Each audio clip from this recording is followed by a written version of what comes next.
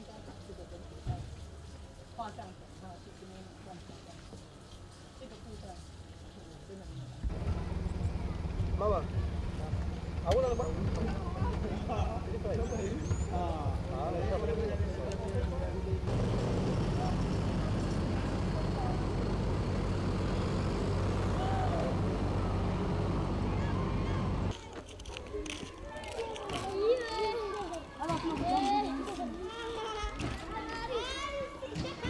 又看见你了，是吗？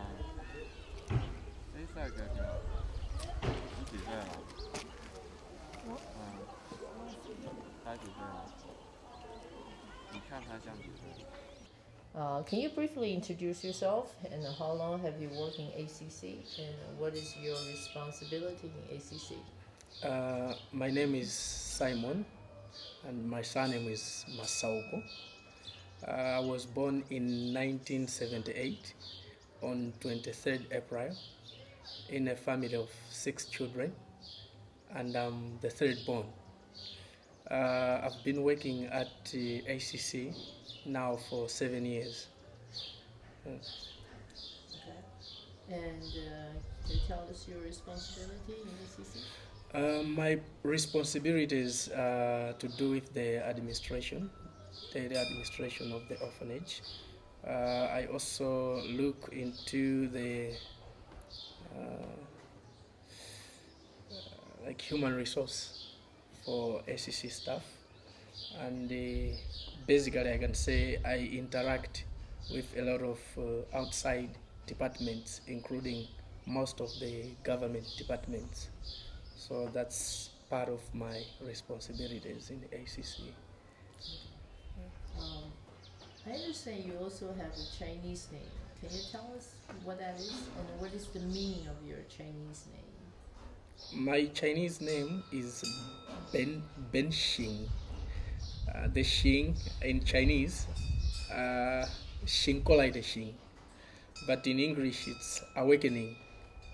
Someone who has been awakened, maybe from the sleep to be awakened, I think, to the truth, something like that. That's my name. Can you tell us where did you get that name? The name was given to me when I went to South Africa in a Buddhist seminary. It was given to me by Venerable Huiri, who by then initiated our 3 years temporary monastic life.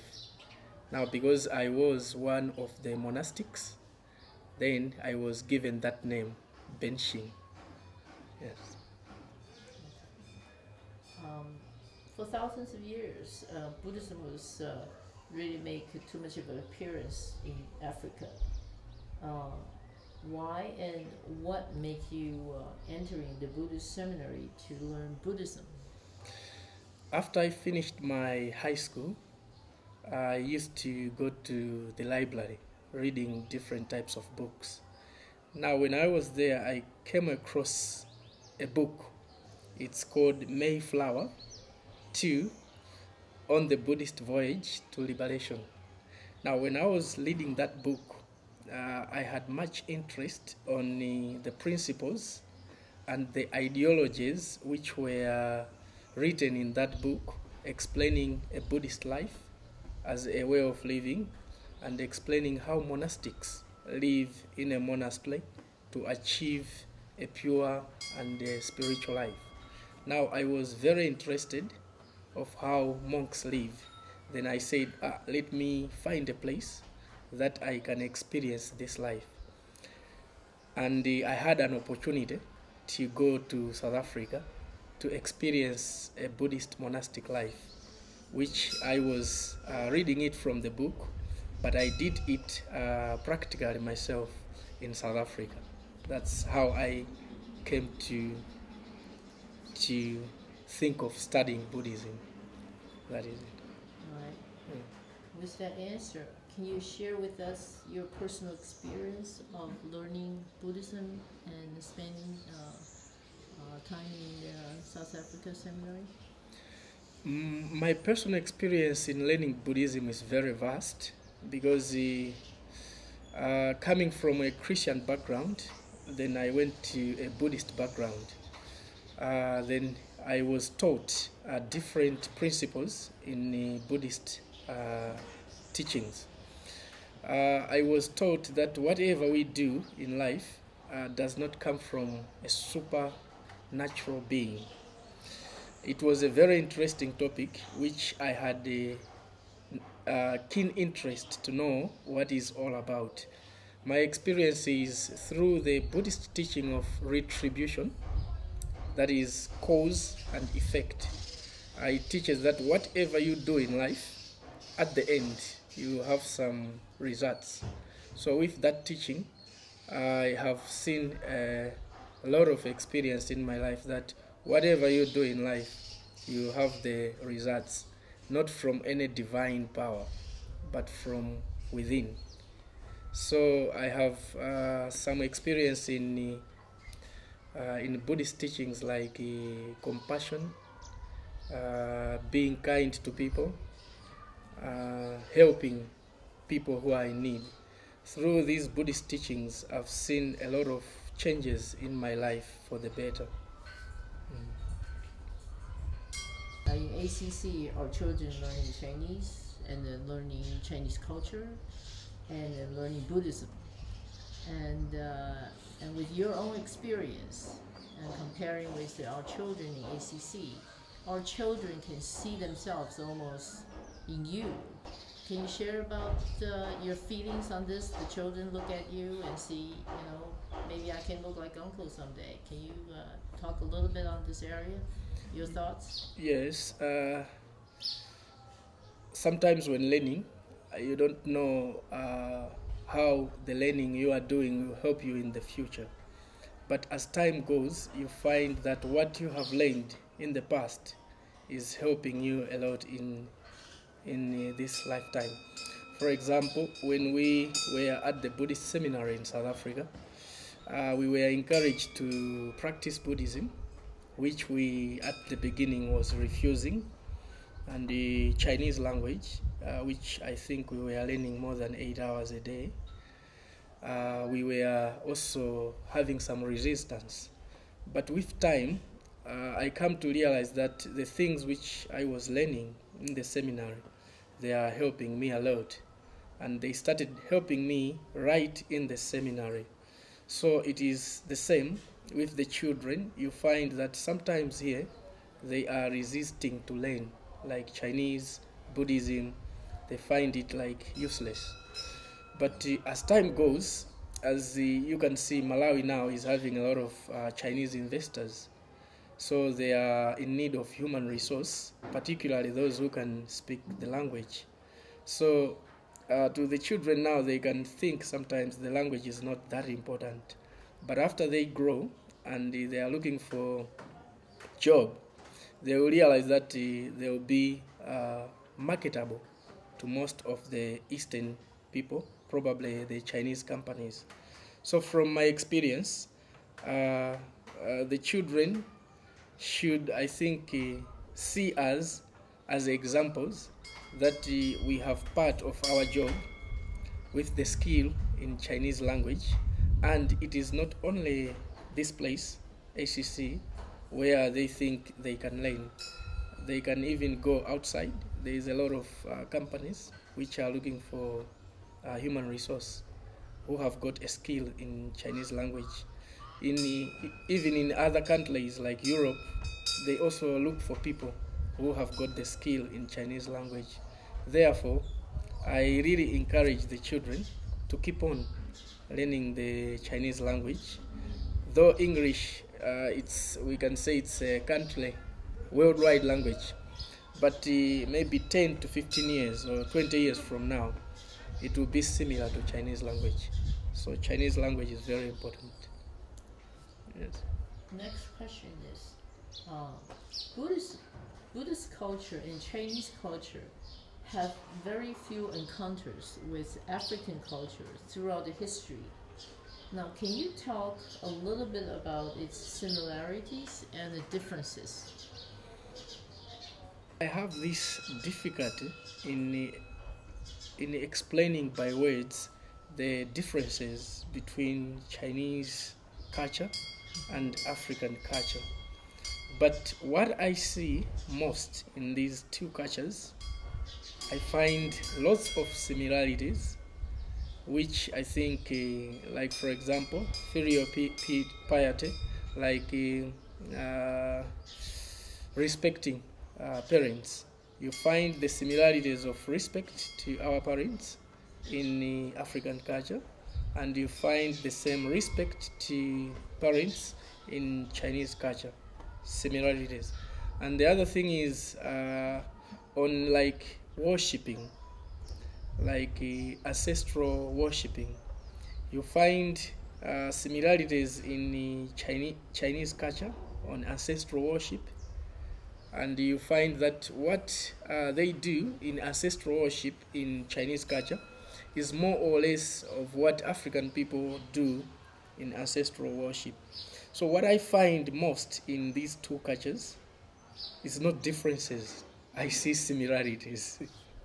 Yes. Do you think Africa is ready for Buddhism? As of now, I can say Africa is ready for Buddhism, but it will be in the way how the people are bringing Buddhism to Africa, how they are going to present the religion. Because Africa is ready for new things, and it's also ready for Buddhism. As example, up to this year, the African Buddhist Seminary has trained over